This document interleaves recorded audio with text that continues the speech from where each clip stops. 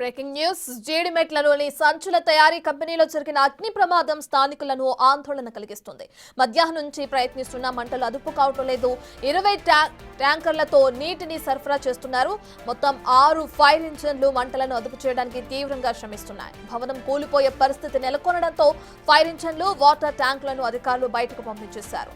దూలిపల్లి రోడ్డులో ట్రాఫిక్ ఇబ్బందులు తలెత్తకుండా ముందస్తు జాగ్రత్తలు తీసుకుంటూ ట్రాఫిక్ ని డైవర్ట్ చేస్తున్నారు. కంతకంతకు మంటల తీవ్రత పెరుగుతుంది. ఎస్ఎస్వి పరిశ్రమ భవనం పూర్తిగా మంటల్లో చిక్కుకుంది. 3వ అంతస్తులో చెలరేగిన మంటలు మొదటి అంతస్తు వరకు వ్యాపించాయి. చుట్టుపక్కల ప్రాంతాలను దట్టమైన పొగలు వ్యాపించాయి. భారీ మంటలు, దగ్ధమైన పొగను చూసి స్థానికులు ఆందోళన చెందుతున్నారు.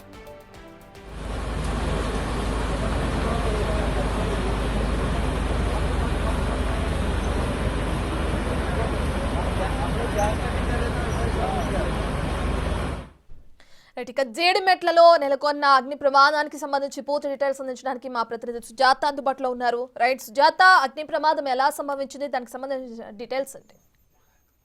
కుత్బుల్లాపూర్ నియోజకవర్గంలోని జీడిమెట్ల పోలీస్ స్టేషన్ పరిధిలో పారిశ్రామిక వార్డులో భారీ అగ్ని ప్రమాదాలు చోటు చేసుకుంది. షార్ట్ సర్క్యూట్ వల్లే ఇదంతా జరిగినట్లు అటు ఫైర్ సేఫ్టీ సిబ్బంది చెప్తున్నటువంటి పరిస్థితి ఉంది. దాదాపు 2 ఫైర్ ఇంజిన్ల సహాయంతో 3 అంతస్తుల్లో ఉన్నటువంటి ప్లాస్టిక్ కి సంబంధించినటువంటి సంచుల తయారీలో ఇప్పటికి కూడా మంటలు చెలరేగుతున్నాయి. మధ్యాహ్నం 12 గంటల ప్రాంతంలో ఈ షార్ట్ సర్క్యూట్ జరిగినట్లుగా అధికారులు చెప్తున్నారు. అయితే చాలా క్లియర్ గా ఒక ఫ్లోర్ లో నుంచి మరొక ఫ్లోర్ లోకి ఆ మంటలు వ్యాపిస్తూనే ఉన్నాయి. 2 ఫైర్ ఇంజిన్ల సహాయంతో ఆపుతున్నప్పటికీ కూడా గాలి ఎక్కువగా వీస్తుండడంతో అటు మంటలు చెలరేగుతున్నాయి. మరోవైపు లోపల ఏవో సౌండ్స్ కూడా శబ్దాలు వస్తున్నాయి. గోడలు వేడికి తట్టుకోలేక బ్లాస్ట్ అవుతున్నటువంటి సిచ్యువేషన్ అయితే ప్రజెంట్ ఇక్కడ చోటు చేసుకుందని చెప్పుకోవాలి. చుట్టుపక్కల పారిశ్రమలు ఏవైతే ఉన్నాయో వాటిలన్నింటినీ కూడా ఖాళీ చేస్తున్నారు. ప్రస్తుతం ఇక్కడ ఎవరు లేరు, కేవలం పోలీస్ సిబ్బంది, మరోవైపు డిఆర్ఎస్ టీం బృందాలతో పాటు ఫైర్ సేఫ్టీ అధికారులు ఉదయం నుంచి కంట్రోల్ చేసే ప్రయత్నం చేస్తున్నప్పటికీ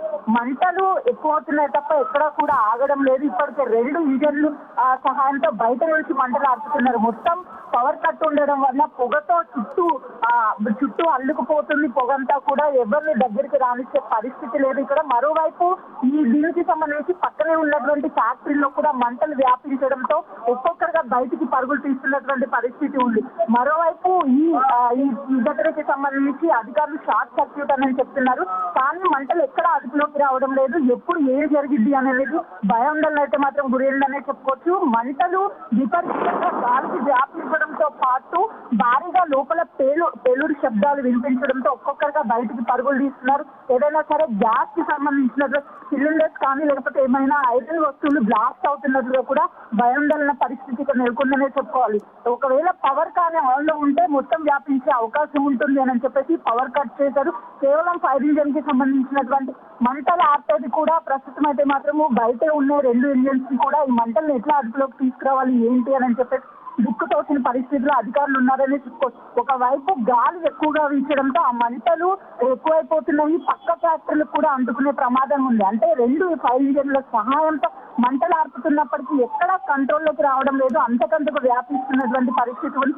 ఎప్పుడు ఏం జరుగుతుందని చెప్పేసి అధికారులు కూడా అప్రమత్తంగా ఉన్నటువంటి పరిస్థితి ఉంది. థాంక్యూ సుజాత.